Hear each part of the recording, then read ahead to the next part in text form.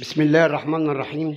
السادة محبي طيور زينة باسكندرية ومصداقية القول، إن شاء الله بأمرك يا رب المعرض اللي اتكلم عنه الألماني هيكون يوم الحد الموافق 29/5، الحد اللي بعد بكرة، وكلنا بأمر الله هنكونوا موجودين بإشراف الأستاذ محمد الألماني ومشاركة كل من الأستاذ حمادة كناريا وأبو كارتر والأستاذ محمد شاكر.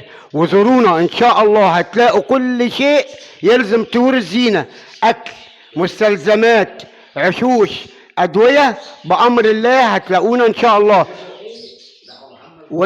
واحنا بندعي الناس كلها للحضور هذا المعرض. وتمت مصداقية القول ان تم الاتفاق على تحديد يوم الحد الموافق 29/5 إقامة المعرض اللي اتكلم عنه الألماني قبل كده وأخره لعدم وجود مكان حلو يليق بالناس. وتحت أمركم وشرفونا، هتلاقونا بإذن الله. ماشي، وشيروا الفيديو على البوست عشان الناس كلها تعرف، وان شاء الله باذن الله في انتظاركم. السلام عليكم ورحمه الله وبركاته.